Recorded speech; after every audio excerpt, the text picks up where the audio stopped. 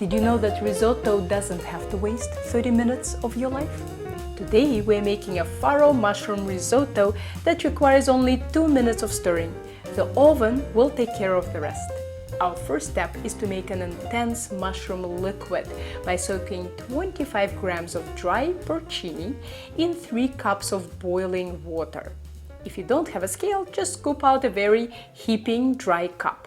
Stir and push the mushrooms into the water and let them soak for at least 45 minutes, but the longer the better. You can even do this overnight. Our mushroom liquid is ready. Let's preheat the oven to 400 degrees and start our risotto by cooking half a cup of diced shallots or yellow onions in 2 tablespoons of olive oil. Make sure to use an oven-proof saucepan that has an oven-proof lid, -3 quarts. Add a pinch of salt and cook over medium-low heat, stirring occasionally until the shallots are translucent and golden. This will take 5 to 10 minutes for shallots and a bit longer for onions. You want to avoid getting them brown and crispy. Once the shallots are cooked, add 1½ cups of pearled farro or barley or risotto-type rice like arborio or carnaroli. For this dish, the farro needs to be thoroughly pearled. This means the tough outer shell was polished off. More info on buying farro is on my blog linked below this video. Stir whatever grain you're using thoroughly to coat the grains with oil. This is a good time to pop that mushroom liquid into the microwave to bring it almost to a boil. The exact temperature is not important.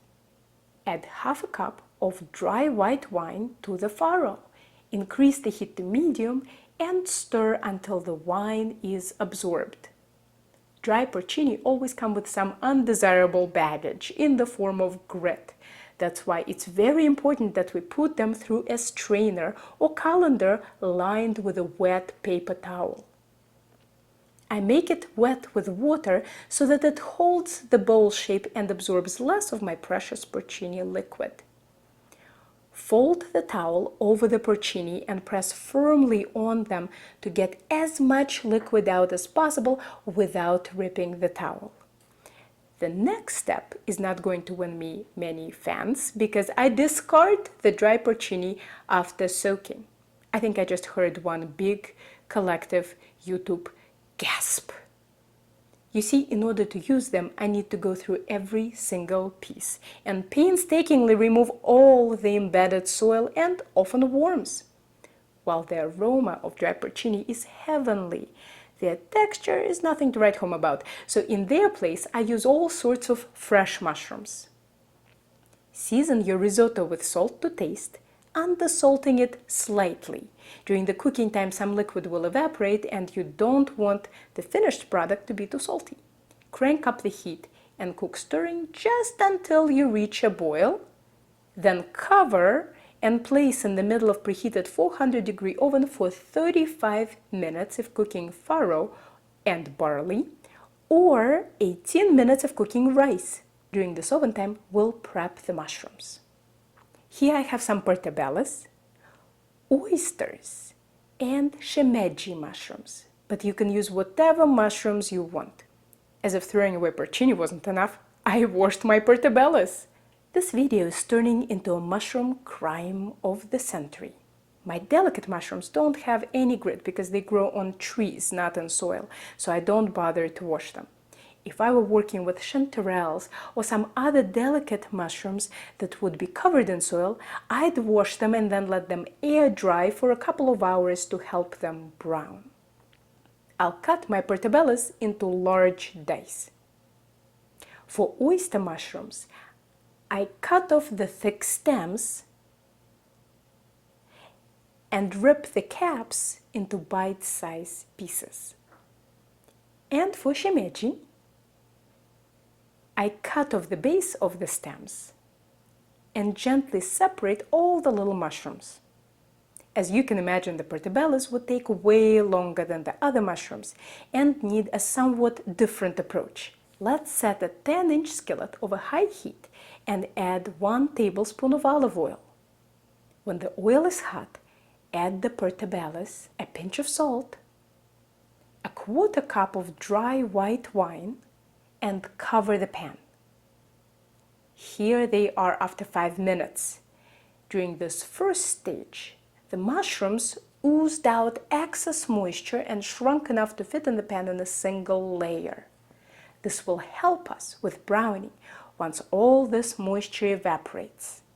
This technique also works well for button mushrooms. It's been another 5 minutes, the moisture is gone, and we have leveled the playing field between the big spongy portobellos and the flimsy oysters and shimeji. Let's add all those delicate ones. Another tablespoon of olive oil, a bit more salt, and mix everything well. Now avoid the temptation to stir too much or the mushrooms will never brown.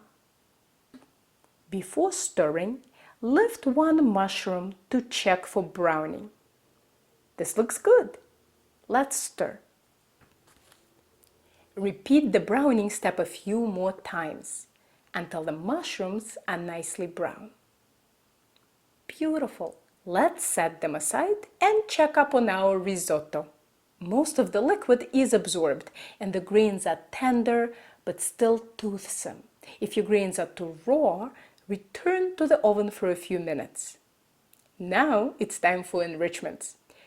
2 tablespoons of heavy cream, 2 tablespoons of finely grated parmesan, 2 tablespoons of butter.